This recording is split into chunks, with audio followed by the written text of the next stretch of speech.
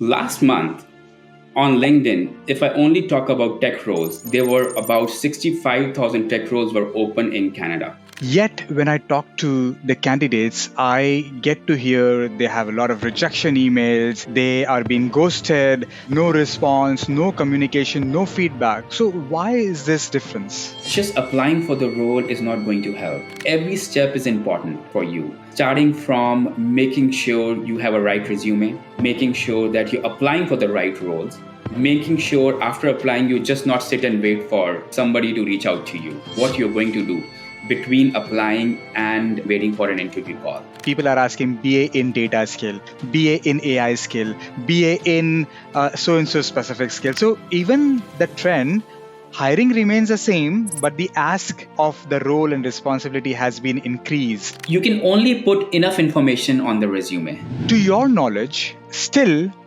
what are the greatest mistakes that a candidate does in the interview process?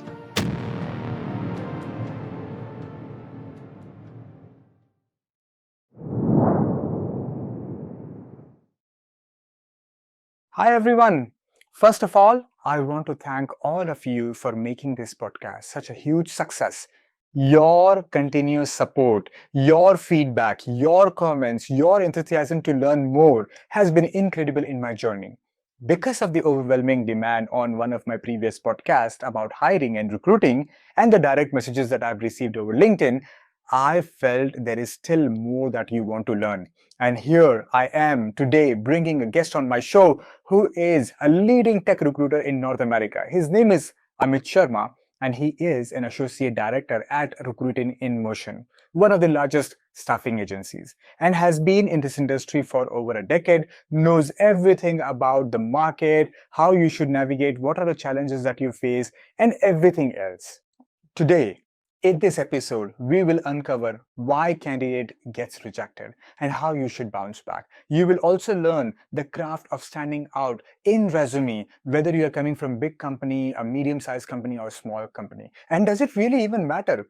We will even talk about the different industries that are actually hiring in 2025. What are the different roles that you should be focusing on, where your roadmap should be. And of course, we will also dive into mastering the interviews, avoiding the common mistakes, and developing the mindset for success. If you are serious about landing your dream job in 2025, this episode is packed with actionable advices and the insider tip you won't find anywhere else. Before we jump in, if you haven't already subscribed yet, now it's the time.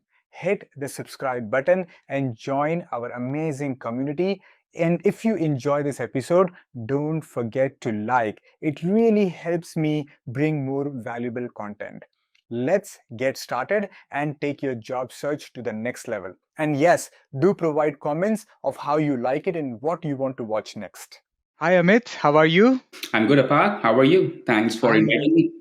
Yeah, no, thank you so much for joining this podcast, and I'm doing very well. Just an amazing day, and looking forward and excited to talk to you and get more insights about the conversation that we are going to do today. So, Amit, let's start by knowing your journey and your professional life. Okay, great. Yeah. So it's been 20 years, in my professional career, and I'm, trying to do something, meaningful since the last 20 years. Otherwise, I'm a computer science graduate and an MBA in marketing and finance. I started my journey with a publication, wherein I was the part of two publications, Better Photography and AV Max, wherein I used to sell ads, space selling. It was interesting, exciting, totally different world. Um, the good thing was, very very early in my career, I learned that I need to do something, meaningful, which will keep me motivated, right? When you start your professional life, it is not for 2, 5, 10 years. It is for good 30, 40 years. And I always wanted to associate it with something wherein, which keeps you motivated and, and also help me earn money. So After my first short stint with with a media company, I ventured into the world of staffing and recruiting. Um, and yeah, I mean, since then I have been associated with this industry for over 18 years, doing different things. Earlier, I was with a different part of the business wherein I used to work with the corporates for upskilling their employees. Right, there always been an IT boom since since 2000, early 2000s. So there's always, and the technology is changing, right? So what we used to do is we used to upskill tech people. And yeah, and then I ventured into recruitment, and since last 8, 10, 12 years, I'm just loving this. This is fulfilling to me. This is something my calling now, and I will be doing it. Primarily, I specialize in tech recruitment.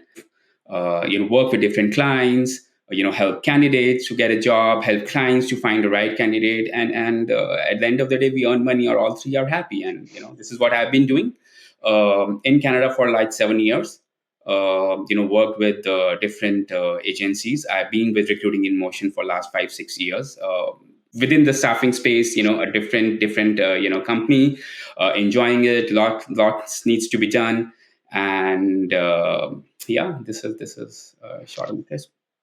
I was actually going through your LinkedIn profile, and there is one statement in your About Me section, and it says, it's all about discovering people's dream and matching them with the career that will allow them to grow and do their best work.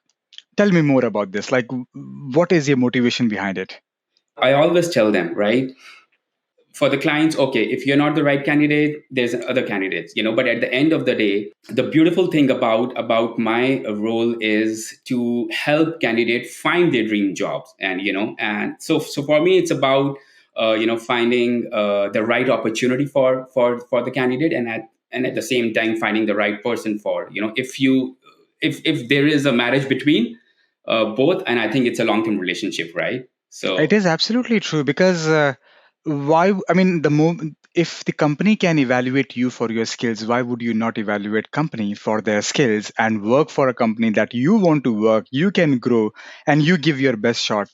So that is 100% true. But that is a passion, right? It is not just recruiting. When you say recruiting, it's not recruiting, it's a process to find a person, finding the right talent, right skills, matching them. And you said marriage, then sometimes you don't like it, sometimes they don't like it, but you still manage on to make sure that this is successful for the opportunity. One thing you mentioned, competitive market. With that reminds me of how is the market or how was the market until now in 2024? 2023 was not so great, when it comes to the job market, especially in tech recruitment, right? They were very cautious, both clients and the candidates were also not aggressive in looking for a change for XYZ reasons. But I think 2024 has opened up. Of course, we have seen a lot of layoffs, in the big tech sector. But I think 2024 has been exciting, better than 2023, 2022. In fact, I was last month, I was just, going through the market trends, right, where the market is going. And you have different sources wherein the clients, they post their jobs. And, one of the main in the portal is LinkedIn, right? LinkedIn is, I think, about 60, 65 people, corporates, they post their job because it comes with the price tag, right? You have to pay for the job. And there are a lot of portals wherein you can just post the job for free, right? Mhm. Last month on LinkedIn, if I only talk about tech roles, there were about 65,000 tech roles were open in Canada. Just in Canada, that's a lot of number. Yes, 65,000 tech roles, full time and contract. And if I talk about include all the skills, they were about 250,000. I think the market is great. The business is as usual. The clients are hiring, irrespective of the big tech layoffs. The candidates are now, looking for new opportunities. Right now, at any given point in time, there are about 2.5 billion, the people looking for new roles. And again, I'm only talking about Canada. So, Amit, you gave me such a positive vibe that the market has been so nice in 2024. Yet, when I talk to the candidates, I get to hear they have a lot of rejection emails, they are being ghosted, no response, no communication, no feedback. So, why is this difference? See, like I said that, again, if I only talk about Canadian market, right? There are, in the tech industry, there are about 600,000 employees looking for new opportunities, and they're competing against 60,000 open roles, right? So everybody is not going to get a call. Everybody is not going to crack the interview. Everyone is not going to get a response. Of course, ghosting and everything is not great. It's totally a different discussion altogether. Why it happens, how we can avoid it, how we can make sure that we can get a better response. But at the end of the day, let's say a project manager role, right? Some company is posting a project manager role, and there are about 150 applications they have received, and it's just one position, one opening, right? How to make sure you are the one? The first hurdle is getting a call, right? That's the first hurdle which you have to cross. How do you make sure that you get a call, right? And then, of course, how you make sure you get a call, how you make sure that you convert that call into the interview, how you make sure that you crack the interview, and then you get um, the reason, coming back to your question, the reason people are not getting response, because the recruiters on the other side are filtering resumes, right? Because at the first interaction, the first connection between the candidate and the employee is their resume. Okay, so half of them get filtered over there, right? Not Resume is irrelevant, not fit for the role, not good experience, and most of the time they don't even post clients what exactly they're looking for. Resume, job description is as good as that, English, right? But at the end of the day, there are a lot of things which they need, which they cannot express in their job posting. You need to make sure that you are the one who is not going to get rejected. You need to make sure that you are the one who is going to get the response. You need to make sure that you are the one who is, who are able to crack the interview. So yeah, there is a competition, and you have to make sure that you are the one. You have to show that you are the one, right? So, if I understand, market is great, but there is competition. We just need to apply at the right thing or prepare yourself in such a way that you apply at the right position with the right skill set and crack it or upsell it. See, absolutely. Market is great, right? But at the same time, you need to, like I said, that 100 resumes, 80% of the people, let's say, are the one who qualifies, because for the role. But then not everyone will get the job. And I think we are going to be discussing that today in our whole podcast. I will be asking you about the resume thing, and then we will go through the job application process, and finally about the interview. And that will actually help our viewers understand to crack the market. So that was about, you mentioned the trend looks amazing Mhm. so far in 2024. Is the trend going to continue in 2025, or do you see some shift downwards or more upwards in 2025? I think it looks promising for next couple of years. There would be some shift. There should would be some. I would not say a shift. There would be some slowdown. But when we say slowdown, I think the clients, the companies will still be recruiting. Right. It's just that when we say slow down, that means they are not aggressively recruiting. They are just fulfilling their need. They are not recruiting for 5, 6, 7 years. They are just recruiting for addressing their immediate needs. That's when we say, okay, the slowdown is there, right? Because they're not aggressively looking, they're not investing aggressively. But 2025, I think, looks great. If we talk about the tech industry, I think the tech industry is going, year on year about 5 to 8%, right? Uh, Mhm. and to fulfill those needs, I think you need human resource, and the trend would continue for at least for a couple of years. Definitely in 2025. Yeah. So when you talk about the tech industry, which industry hires the most or looks forward to the most? Like, which is the most promising industry for most of the tech people to get into, from your experience? I think our North America market is driven by the financial industry, fintech world, financial sector. Um, I don't say that North American market is a service industry, right? We are more of a fintech industries. We are a financial service industries. We are a very very product driven industries. We are very very consulting. So I think. Financial services, fintech, all these product companies, consultings, it will be driven by all of them. The career graph that I have always been on the consulting side. Although I do have different titles, sometimes I have BA, sometimes PO, sometimes PM, but they are consulting mindset. You need to address the need immediately, jump into, provide ideas, provide the guidance, frameworks, and make the train moving faster. So you're right. I think I never thought of it. Canadian market is more of a consulting driven market. Anyone who's in this industry is providing that thing. So from the industry perspective, you said financial market is very much a little higher, Hmm. but there are other sectors also who's doing great. Hmm. Any job positions that you think are mostly hired from your experience, like they're year, we say, right, they are all year round, market is there for Hmm. this type of position? What type of positions are there? I think web development, right? I think it's not going to stop. It's going to accelerate, much, X in next few years. The trend has to, we all talked about, in last couple of years about how the AI is going to change the world, right? Now we have seen in 2024, a lot of companies are actually, hiring for, AI specific roles. I think the market is being driven by the data roles, data scientists, data analysts. I would say in next for a couple of years, the roles in the web development, on the data side, and the security side, I think is going to, is rule the job market. Hmm. How about the function side, like business analysts, product owners, product managers? Are they also project managers? Are they also being hired continuously, or the trend keeps stagnant as is?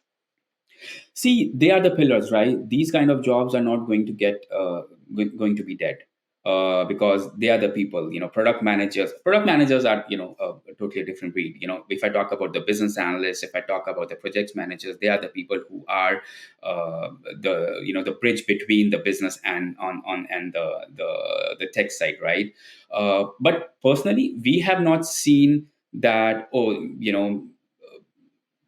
they're aggressively hiring, right? There is a demand, there will be a demand Constant demand throughout the year. So throughout the if there is a requirement, there will be a requirement. There is no trend down or trend up. There is a absolutely. need. Like we see that the boom in the security world, right? The boom in the security job, the boom in web development jobs, the boom is going to be in the AI world.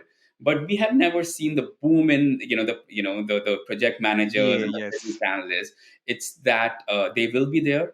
There's no question about it. The market is will be very very much there for them, and cost of them there will be roles. I see is a little shift in the trend for the BAs hiring is that previously there were generic roles for BA, but now it has become more specific roles for BA. People are asking BA in data skill, BA in AI skill, BA in so and so specific skill. So even the trend, hiring remains the same, but the ask of the role and responsibility has been increased.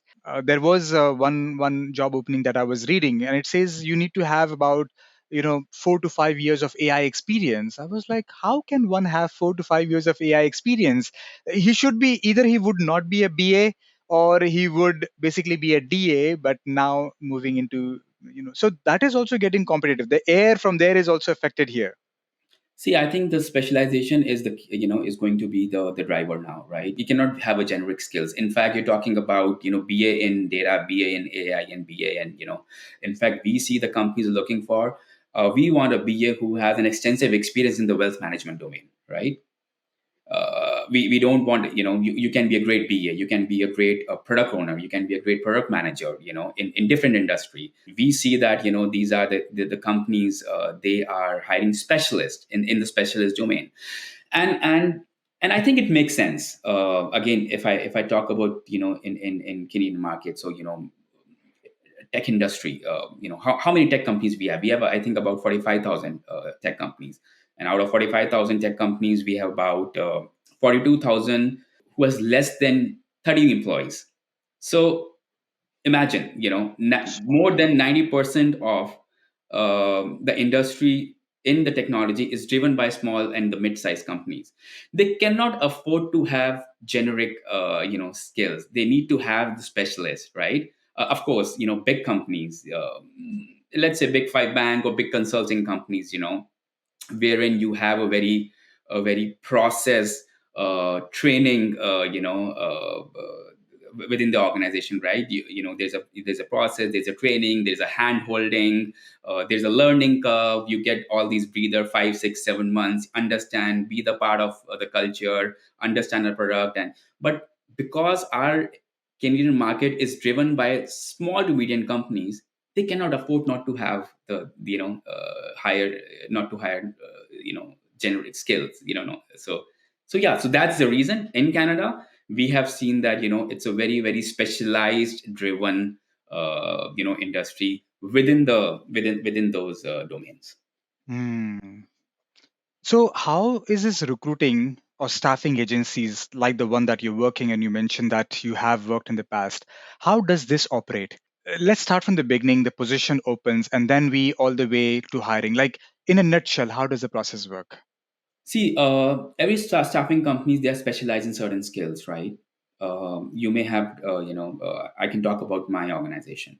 Uh, so we specialize in finance and accounting. We specialize in technology skills. We specialize in marketing, business development, and other administrative roles. What has changed in within the staffing in last 10 years, wherein you had recruiters who used to hire for any skills. Okay, I am a staffing company.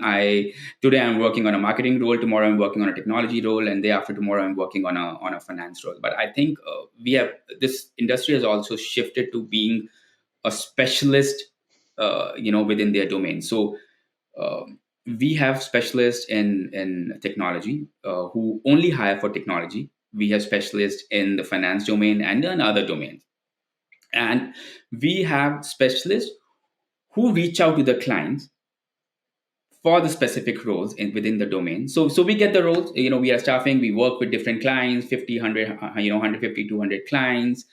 We get the role, and then we are specialist recruiter, then who hit the market, reach out to the candidates, talk about the role, talk about the organization, because we are the one who nobody knows better than us if when we're hiring for the specific company. Because and then once we reach out to the candidates, we submit candidates to the clients for the interview. So it's a very very Streamlined process. light process. Um, we get the role, we reach out to the candidates, talk about the role, see the fitment, submit the resume to the client, client interviews, and then interview process, then negotiations, then Hmm. Recruiting agency is one side, people you are being reached out to. But let's say I am a candidate and I want to apply a job. From the resume, is resume my entry point, or do I have any other point also that I should be doing in order to enter? See, I always say resume gets you the interview, and articulation gets you the job, right? Like I mentioned, just applying for the role is not going to help.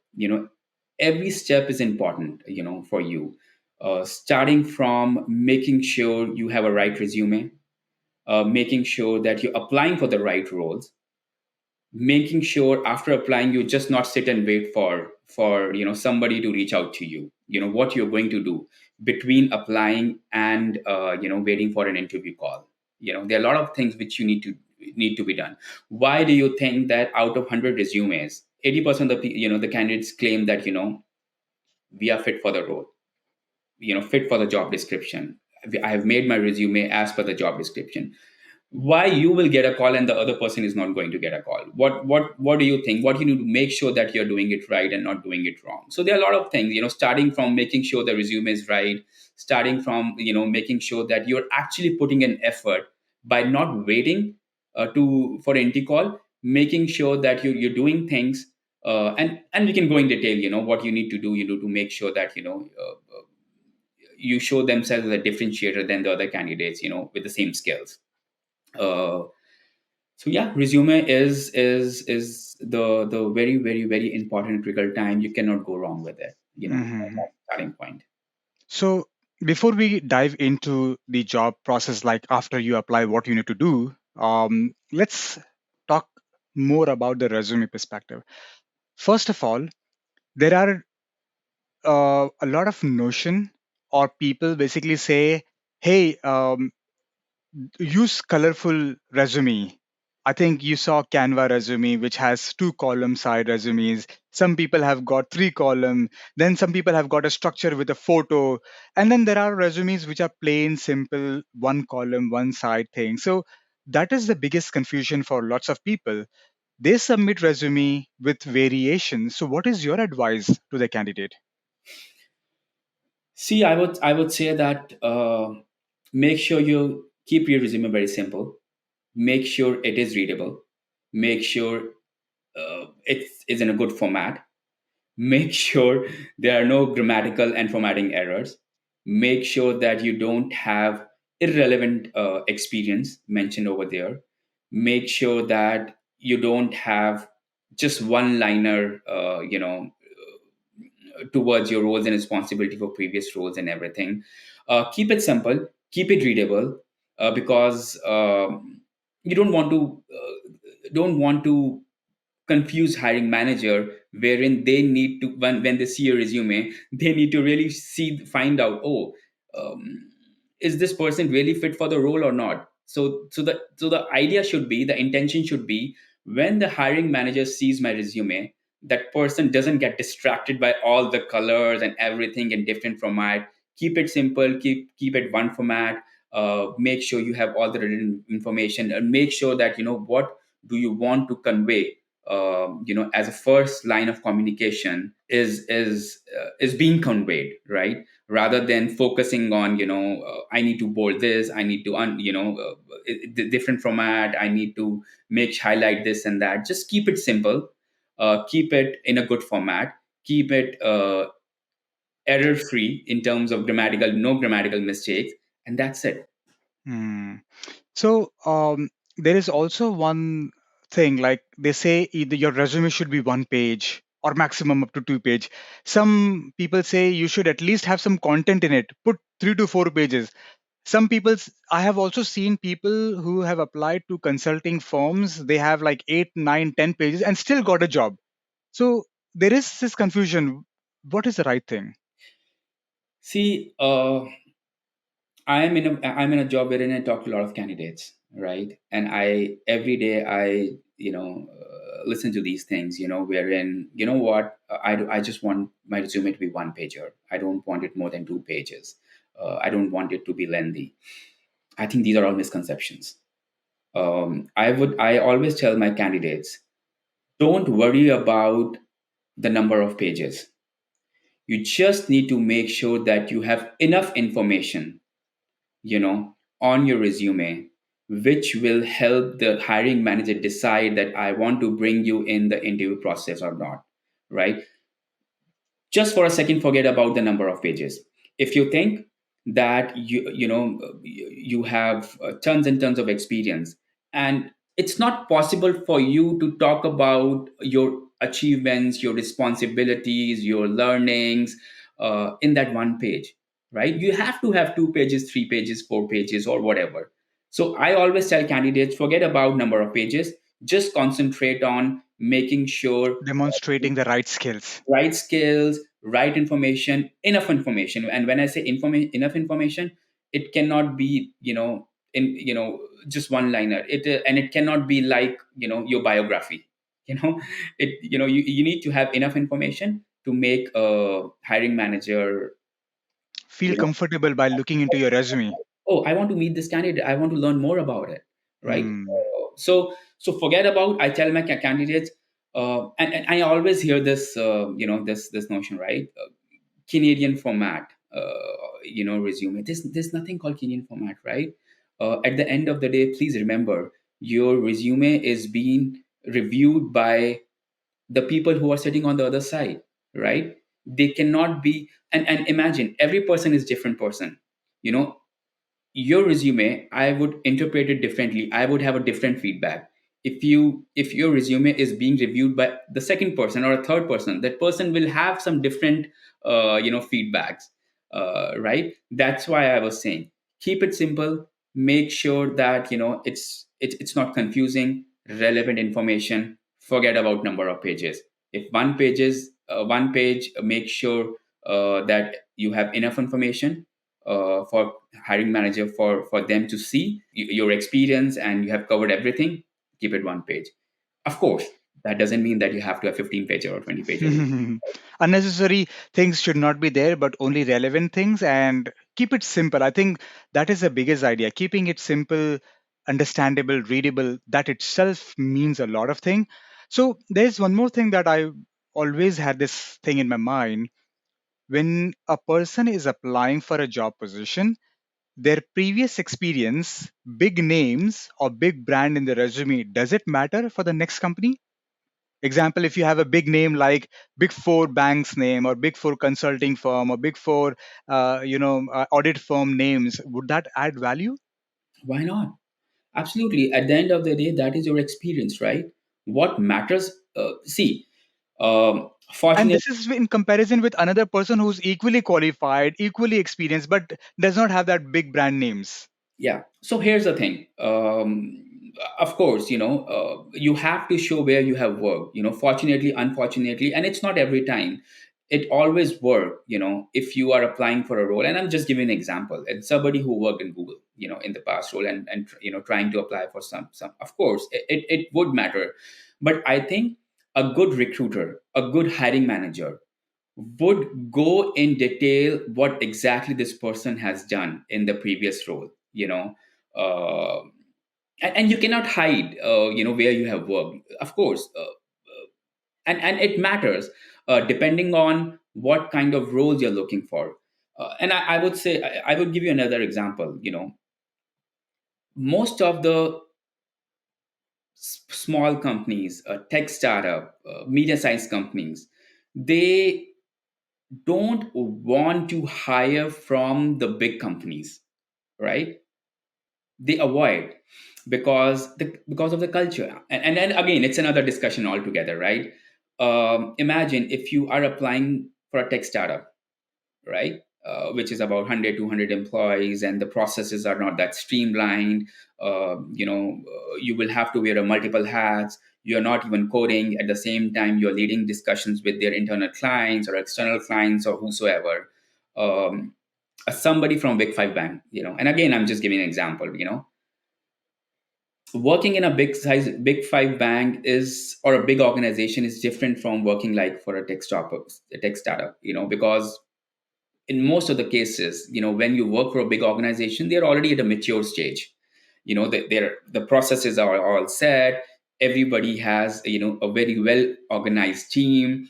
You have a team who is just doing web development. There's the other team who is doing deployment. There's another team who is doing testing. But in a tech in a small company or a tech startup, you are the one who have to do everything. You are the one who needs to test I think the your mindset code. here, the So mindset is different. exactly. So the big company, the small companies, I won't say always, they try.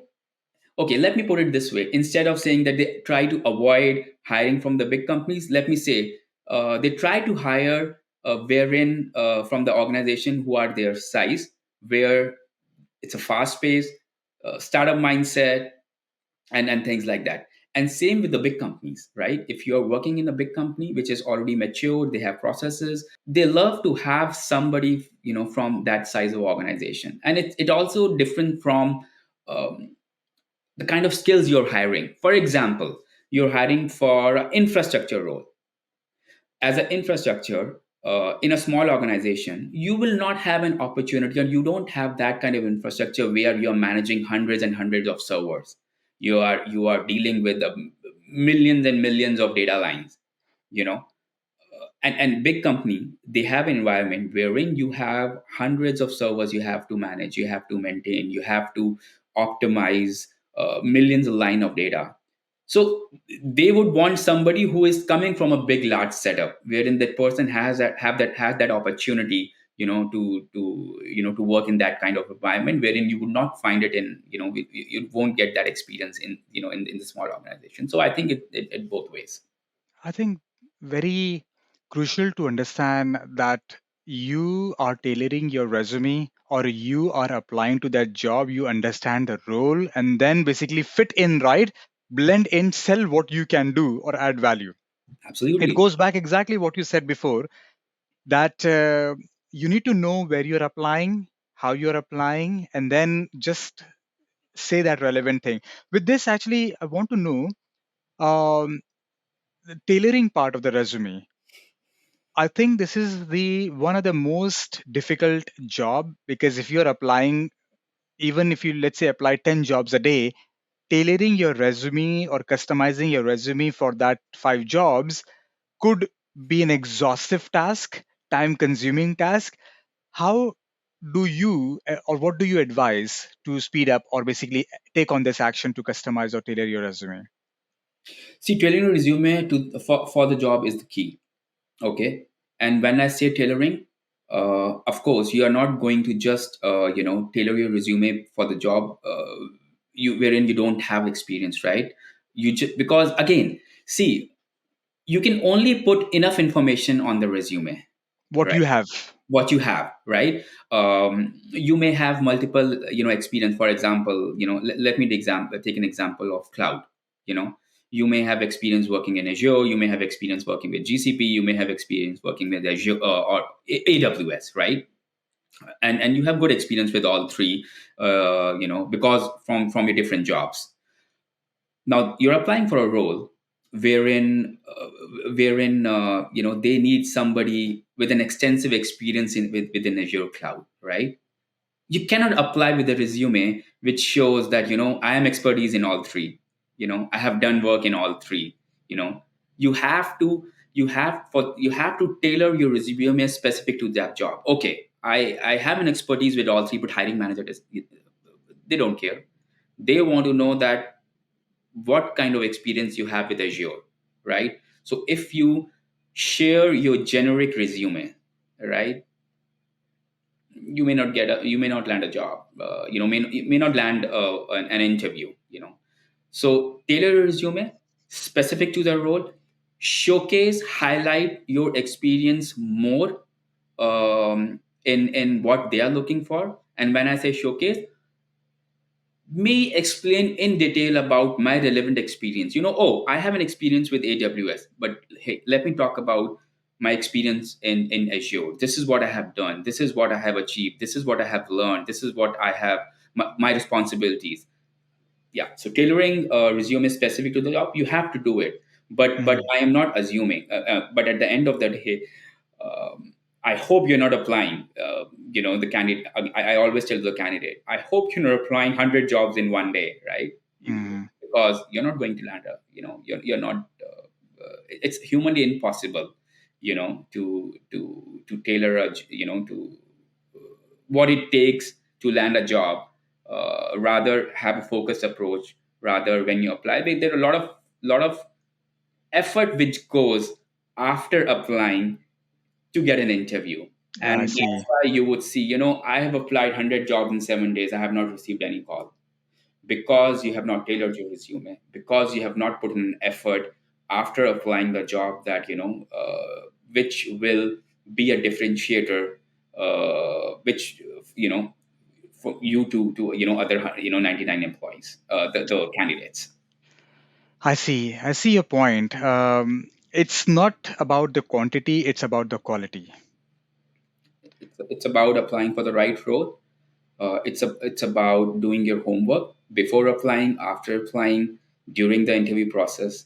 I uh, see.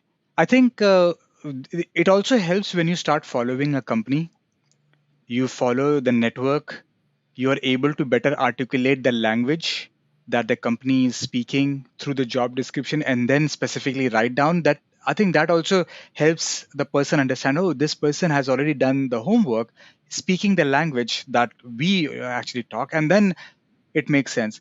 There was one more thing, Amit, from your experience, if you can highlight. um, when we refer to the resume applications or a resume scoring application, they say your resume does not have quantifying numbers, and that basically marks it red or highlights it red. What do you mean by that? Sometimes they highlight and say your resume is lacking quantitative achievements, that I have been able to achieve $10,000 of saving or $1 million of saving, or saved this much of time, increased this much of sale, that much of retention. Are those quantifying achievable valuable in resume? Absolutely. That's your achievements, right?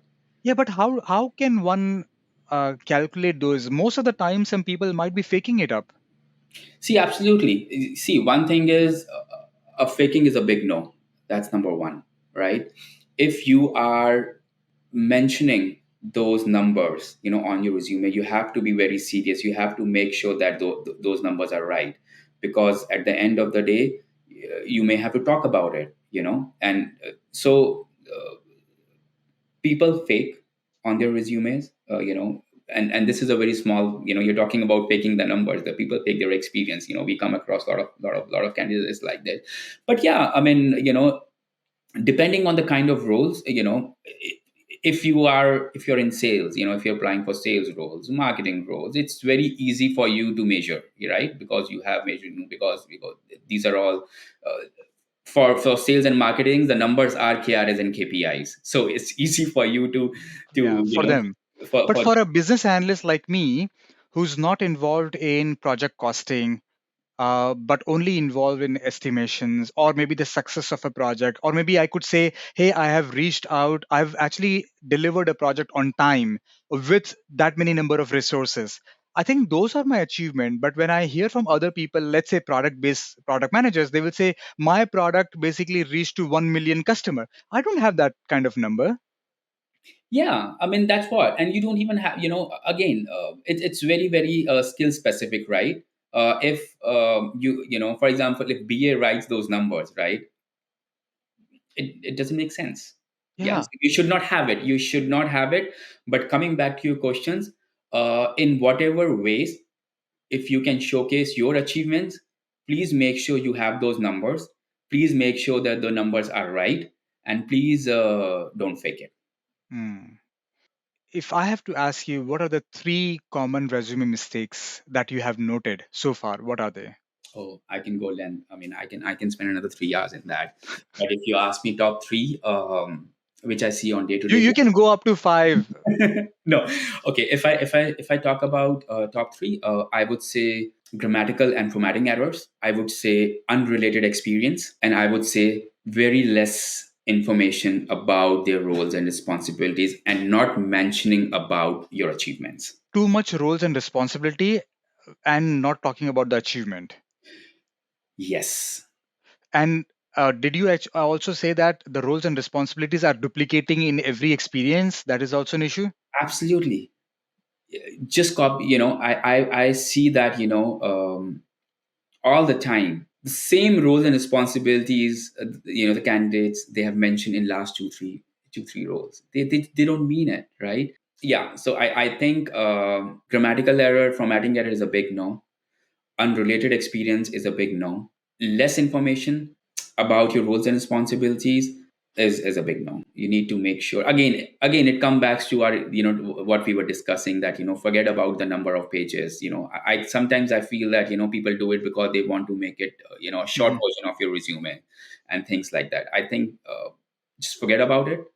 Making sure that you have everything, make sure you don't have you have enough details, and make sure, please don't do Mhm. grammatical and formatting mistakes. We all do it, but at the end of the day, we need to make sure that we review it and make sure the resumes are correct.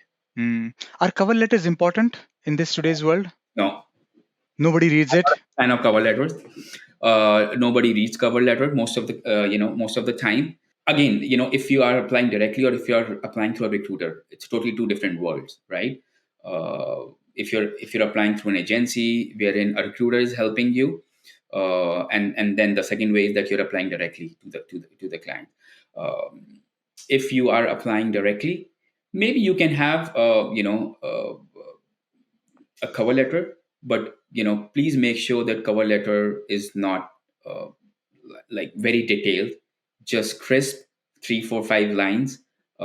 Please make sure that that actually, if you want a hiring manager to read your cover letter, to get a idea about who you are, I think you can have it, but it would not change anything. Rather than, I would say, instead of a cover letter, make sure that in your resume, on your resume, you have a professional summary. Just make sure that you have enough information, 4 5 6 lines on a professional summary, and then that, I think, Mhm. that would be enough. I see. So this was about the resume, although a lot to talk about it. But let's jump into the other section, which is you mentioned after applying job, there's a lot of work that a candidate needs to do, and many of them fail. So if you have to provide an overview, what is that thing that one should do? I think you mentioned about reaching out to the recruiters or talent management people or the hiring managers, then following up. But if you had to list down the process, what could that be? See, again, this is the candidate who is applying directly.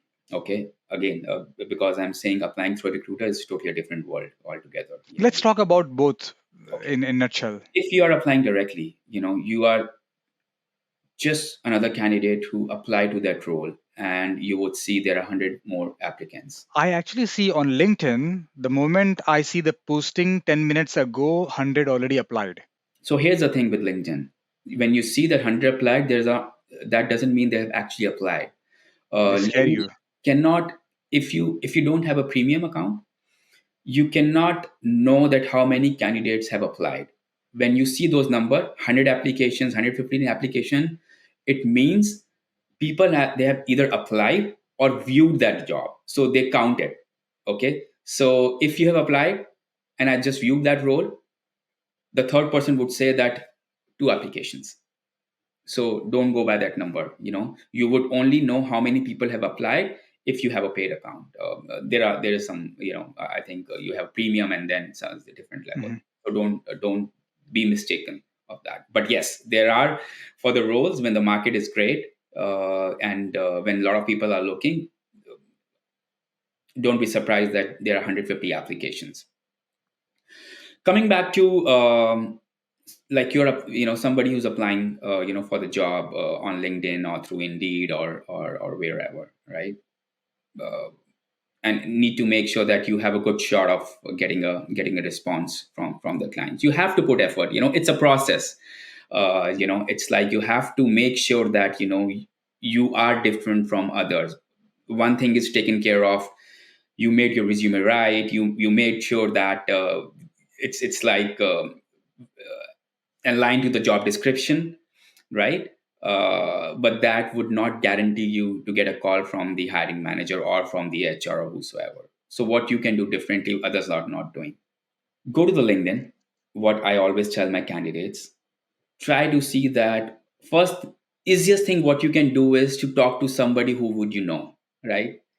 Try to see that if there's any common connection, your friends of friends, or somebody who you can reach out to that in that company, right? Either you know them personally, either you don't know, either need to look, you know make a connection with that internal employee. Try to see that if you can call them, talk to them. Try to find out that who is the hiring manager. Try to find out, sometimes you would not know, most of the time you would not know who is the hiring manager, but sometimes you would know and not know who is the recruiter. If you're applying through LinkedIn, there is an option, sometimes they show that this person is hiring. It is always easy to connect with that person. So make make that extra effort. Try to see that if you can get an opportunity to talk to somebody in the organization. Try to see that if they can refer you, that, hey, one of my friend has applied to this role. You might already have his resume or her resume. Just to let you know that I've worked with this person in the previous company, or this person has worked with one of my bosses or my colleague, and then the feedback was great. So you have to put that extra, extra effort. If not, try to, other way would be, try to reach out to different people in the organization. You may not even want to know them. It's okay, you don't know them. What I would do, if I would reach out to, uh, again, if you're talking about technology roles, for example, I reach out to the head of technologies, I reach out to the senior leadership over there, I reach out to the managers, try to introduce myself, try to ask them, there's a job post, I feel that I'm a great fit for the role. uh, can you please let me know that who is the hiring manager? Just make a connection, put an extra effort. Just sitting, if you're lucky, maybe, yeah, you may get a call. If you're not lucky, there's just one role, 100 applications, Mm-hmm. right? And it is humanly impossible for one recruiter or two recruiter to reach out to all those 100 candidates, have a meaningful discussion, and then filter it and then decide, right? So yeah, put that extra effort. Try to find who you can talk to, and put that effort. If not, uh, reach out to the HR, to send a LinkedIn request to different 4, 5, 6 people, and try to see if you can find somebody and talk to them. I think that would help. Hmm. On the other side, how should a candidate follow up on the recruiting side? On a recruiting side, if Yeah, recruiters, I mean, recruiting means staffing agency side. That was what we talked about was the direct apply. But what if we are applying through the staffing agency? see, the life is easy when you're applying to a staffing industry, because the relationship is already there. You don't have to worry about the relationship as a candidate. You don't have to worry about who is the hiring manager at a first go. The recruiters know the hiring manager. Just make sure that you are in the process with the recruiter, working with the recruiter, and making sure that you provide enough information to the recruiter, about your why do you think that you fit, you're a great fit for the role. Give them all the information, because at the end of the day, recruiter is representing you. Recruiter is talking about, what, I just had a chance to speak with, Afaq. I believe that he's a great product manager. Because Afaq, you would not know what the hiring manager is looking for beyond your skills. I am looking for somebody who's passionate. I am looking for somebody who has built something from scratch. I am looking for somebody, who has worn multiple hats. Hmm. So make I sure. think that relationship adds a little bit of more value to the hiring manager that hiring manager wouldn't know directly talking to me. So even before I talk to the hiring manager, you have set that stage for the candidate. But in that case, I think the staffing agency and the hiring manager should have a great relationship. Oh, absolutely. And getting into the good staffing company is also very important. Do you agree? Like there might be so many thousands of staffing agencies in Canada, not all of them might have a strong connection with the hiring manager. See, then at the end of the day, you as a candidate, you need to ask right questions. You are letting a recruiter representing your skills. Then you need to ask right questions. Um, are you the only agency working on that role? Since how long you're working with this client? How many people you have placed in last 2, 3 years? What is your relationship? Are you working directly with the hiring manager, or you're working through the HR? Have you ever met the hiring manager? So you need to ask right questions to make sure that the person who is representing me has, how's their relationship with the client, with the company. And I always tell my candidates, it is very, very important to have a conversation with the recruiters, just not one recruiter. Make sure that you, if at all you are in the market looking for new roles, make sure that you reach out to the multiple agencies. Make sure you reach out to the multiple recruiters, um, because at the end of the day, you don't have to worry about, these are the recruiters who will approach you for the next opportunity in the future. And Why you not have to build the relationship with them for relationship? long term, not just for short term. Sometimes, I reach out to the candidates if I'm hiring for a specific role. Let's say on LinkedIn, the candidate is like, "Oh, I'm only looking for remote role. You're hiring for a hybrid role. I'm not interested." Okay, but you are missing an opportunity to make a connection with this recruiter who may reach out to you in the future for the roles which are more in line with your with your interest, your experience, and all that. So I tell my candidates that never miss an opportunity to make a connection with a recruiter, even if for the role that they are reaching out to you may not fit, from the skill set perspective, or align with your interest, or anything. That is such a big thing. I have seen some people saying, hey, that recruiter is not right. Maybe that recruiter is not doing the job correctly. Maybe they do not have a right position for us. Maybe they just ask us to change the resume. But behind the scene, there's a lot of things that the recruiter does to present you, and we miss the opportunity to interact with them, learn from them, get a feedback, and then put ourselves, which is going to be like, a chef cooking for you, and you're saying, no, I don't want to eat this food. See, absolutely. For example, again, okay, so this role is, a recruiter reached out to you, for the role wherein, the base is about 200K. Oh, you know what? I'm looking for 250K. Thank you so much. No, but imagine, um, here's the flip. Hey, Amit, I think the role is not in line with my expectations. I am looking for 250K. You know what? Let's connect. Let me please give me an opportunity wherein I can talk about my experience, wherein I can talk about my interest. Maybe you can help me find the next role. And imagine a candidate doing this with another 10 recruiters. Do you think that person will not be able to land a job? Will not have that opportunities? That person will not go through that hassle or hurdles wherein I am applying on LinkedIn 100 jobs, and I'm just waiting and I'm not getting any response. I have my 10 best recruiters who I trust them, who I believe that will represent me well, who understands my experience, who understand my expectations, who understand the kind of companies, the kind of role I'm looking for, and I will trust them that when they reach out to me for an opportunity, and I think I would work with them. And Mm. Such a crucial thing.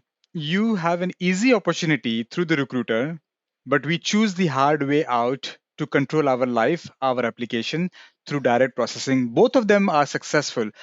But yeah, are they both successful, or is recruiter more, I mean, going through staffing agency would be more successful? see, I mean, I would not say that I would. I mean, I would not say that stop applying that if you're not going through a recruiter. Of course, both are successful, but at the end of the day, both need some kind of effort, right? Hmm. If you are true to the effort, if you are putting the right effort, right energy in the both the process, you will see results. And Hmm. when I say results, that doesn't mean that for right now the only result would be, you would want to see is getting an interview, because Hmm. nobody can, because once you get an interview, then it's about your skills, right? Then it's about the right fitment, the cultural fit, and whatever you want, you want to say. Hmm. So, yeah, uh, both are successful, and of course, going through an agency side will have more success rate than going directly, because when you go directly, you have to apply for multiple roles, you have to put different effort, you have to Yeah, I see. it's a very rigorous process, but you have to build the relationship. But with the recruiter will always have an extra information Hmm. about the hiring manager, about the company, right? That's where going through a recruiter will have a added advantage. So let's talk about the C-suite executives. Do you say the process is a bit different for C-suite executive as compared to any other position, or is it more about a mindset, or is it more about a skill set? I think the process is completely different. Sorry, when I say process, I'm saying expectations are totally different, right? With the C-suites, leadership roles, I think it's not only about the technical leadership; it's about the people leadership as well. It's about the ownership as well. It's about the cultural fit as well, right? Sometimes the roles which are at an operational level, right? Wherein in sometimes the skill set is the key. Wherein for the leadership role, they set the culture, they set the company space. We always say the top to down approach. If Mm, you cannot go wrong when it is about the leadership roles. You cannot go wrong with the technical leadership skills. You cannot go wrong with the cultural leadership. You cannot go wrong with the people leadership skills. You cannot go wrong with the ownership. So different process, interview processes, and different expectations. Hence, both are different worlds. So, um, is the resume different? The way they present their things? Absolutely, yeah. Uh, So, the kind of achievement that they portray, or is it more of a resume style, a little different? I think it's about the message in the resume, right? The What content in the message, resume. content, what message you're giving, through your resume. For a leadership, the message cannot be only the technical skills. The message is not only. In fact, I have seen in the resumes, from experience at a leadership level, they also very passionately talk about their failures. I started this company, I failed, this is my learning, and this is how helped me being successful in the other organization. It's the story what you are telling in those 4, 5, 6 lines. So I think the resume contents are different. You have to cover, you have to showcase your skills 360, not only the technical side, no, on the people management as well, on the challenges, successes, learnings, and whatnot, Hmm. without worrying about number of pages. Hmm. Okay. So, when I was talking to one of the director level position person, he wants to basically have a next upgraded position. He was looking for a challenge. So, while in his process, he mentioned that the biggest challenge he faces is even though the culturally fit, positionally fit, salary not an issue, but sometimes he does not pass the interview. What could go wrong in such situation? I mean, he's a very executive person, has a very strong connection, salary not an issue, manageable, but sometimes he feel like either at the last stage they are not able to crack the interview, either from the candidate side, or he feels that the company uh, did not pass him through. So what could go wrong in this situation? What is that one thing that does not bridge that gap? See, in most cases, when you say that the cultural fit, money is not a problem, and other things are fine, and still not able to crack an interview, right? I think it is always to do with that there's a person who is better fit for the role, right? If there's a comparison, I think the only way to find out is the feedback. And when you're saying, I'm saying this when the candidate is saying that cultural fit is not a problem, money is not a problem, the technical skills are not a problem. I think then it is about there is a candidate who cracked the interview. His or her experience is more in line with the kind of work they are doing, the kind of stage they are at, the company. I think this person would have an opportunity to build something similar to what they are at, or be in a stage of where the organization is. That person has already is coming from that kind of experience. I think if everything is great, it is about who is better. Hmm.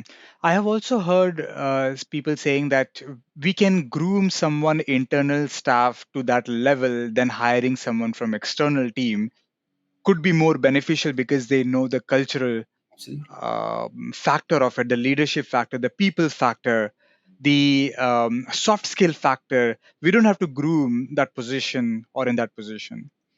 See, and I think it shows the company's cultures. There are a lot of companies who would first want to see, want to look for a leader within the organization, and I think there are a lot of companies who does that, right? Because skills can be learned, right? But then somebody, who is, who know that you are cultural fit, uh, would always be a preference. than somebody from outside, right? And at that level, I think the cultural fit is the key. And assuming they would want to promote somebody internally to that level, that person has already demonstrated those kind of traits and skill set to be ready for that next for that level, rather than betting on somebody outsider who you are just taking a chance if that I person is not saw coming from any reference. in India, I keep seeing people, or even for the matter, I see in US, a lot of people jumping from one company to another. They are getting director position, VP position, SVP position very easily. But in Canada, this is quite stagnant and quite opposite. See, in Canada, I've seen at leadership roles. I think there is a stability. You would see all kind of people, right? But I'm seeing I personally see that there is a stability at least at a leadership level. The people don't jump In easily Canada. in Canada because they're not too much a lot of roles as well, right? At a leadership level, if you see that right now, if you just go to the LinkedIn, you would see a C-level executive roles in the technology. You would not see more than 150 to 100 roles. So And and that too very specific.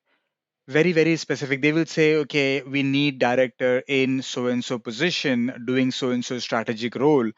And that person to find could be a challenging task. And then when you found it, fitting in the company could be a challenging task. And then internally hiring happens.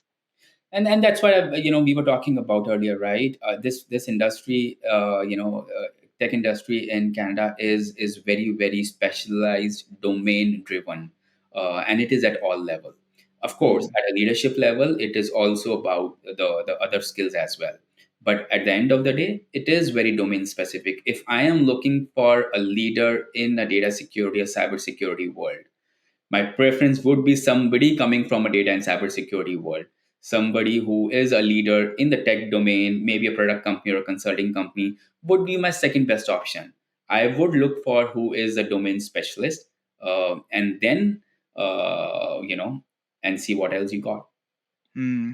So one of the thing that that person was talking about is that we see less roles in Canada, but we see a lot of roles in US. And not just that leadership person, a lot of people that I talk to, like BAs, PMs, project managers, they say, hey, Afaq, how can I apply roles while in Canada in US? Because their opportunities are more, pay is more. So what advice do you have for them? See, there are a lot of companies in US who would want the candidates from Canada and work remotely. There are, I mean, you have to make sure that you're looking in the right, you are looking at right places, right? So I would say that there are a lot of roles which American company post looking for candidates in North America, and when they say North America, it could be anywhere in North America, right? So apply to that role, and then I think it's never going to get old, and it's never going to be old fashioned. Just do networking. Reach out to if you're looking for candidates in Canada or not. But then the easiest way, the best way to start from somewhere is just keep looking for the role where the companies, you have great filters on LinkedIn. Just put those filters and see that if there are roles in with the US company looking for people in Canada, and it's a different thing now. Are you open to move to Canada? Can you work? Sorry, to US? Can you work in US? And then there are other elements to it. But Uh, one of the element that blocks people is the visa. oh, So if you are a Canadian citizen and applying for a job, I mean, uh, is it possible that there is a Canadian counterpart here, and then we basically work on the Canadian soil, but for US while in contract, or we actually need to have that work visa there to go there and work? See, it is easy for Canadian citizen, to even to have a remote job here in Canada, right? I mean, I won't go into details about all these taxations and all that double Correct. taxations, but it is easier for a Canadian to work for a US company either in US or in Canada. There is still a process, but the process is not that lengthy. That you have to wait for four, Still 5 easy for people and manageable. So It's, you're suggesting that they should apply through LinkedIn, use a proper filter, apply. There will be people who will be reaching out to. Absolutely, apply on LinkedIn or reach out to the people, right? If you are open for relocating to US, let them know I'm relocating to US. If they want to do it remotely, and see if they have a Canadian entity, right? The payrolling becomes easy, right? If you don't have a Canadian entity, then of course, then the double taxation would come, and then there are different process altogether. But if we are only talking about opportunities, working for a Canadian companies, there is no doubt. There are a lot of companies who are looking for Canadians working remotely, or who are open to to move to US and work there. Hmm. And I think it's a win-win for both. I think so because the cost is cheap, but not that cheap also, but still much better. But the thing is, the opportunities are more there. So people actually look for the same position where they get it, as you mentioned, 200 position. They might get 2,000 position in any part of the state within the US, and they can actually work remotely or travel only for the business. See, the market is 10x US. There is no comparison, right? When we say about the tech market, the opportunities over there is much much more. It's a big country, more opportunities, more than a million of tech companies.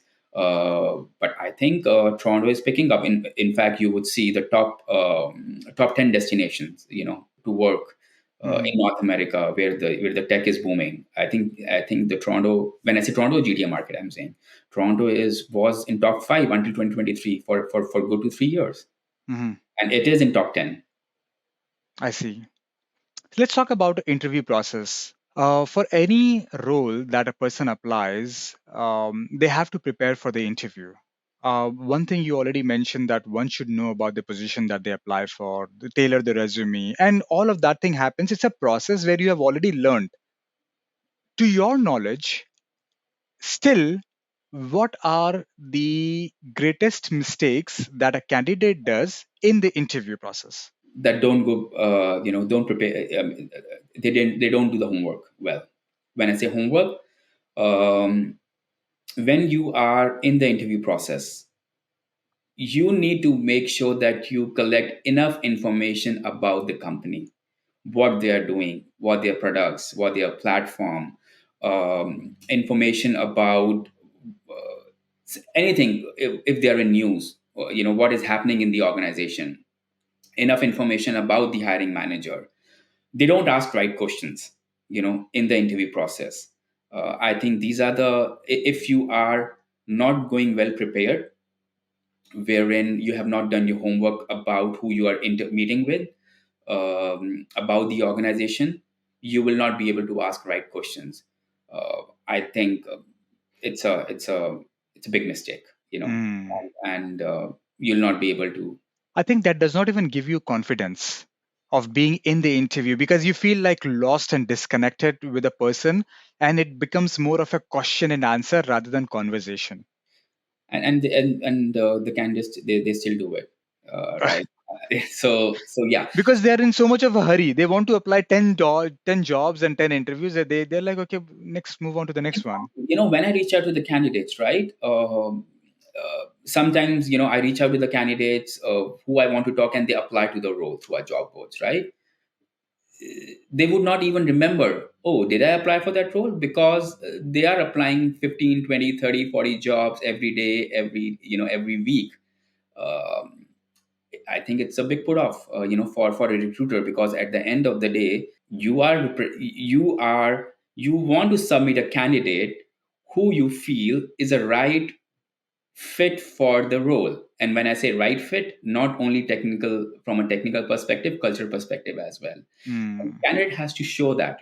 Sometimes I see that the candidates, they don't take the recruiter interview seriously, right? They don't prepare for that. They don't take recruiter interview seriously.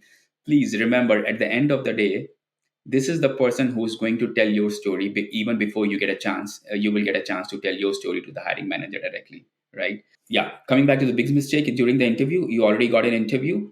uh, yeah, make sure that you do your homework, make sure that you know who you are meeting, because when you know these things, that's when you will be able to ask right questions. That's when you would know if this is the right role for me, because I'm also interviewing three other roles.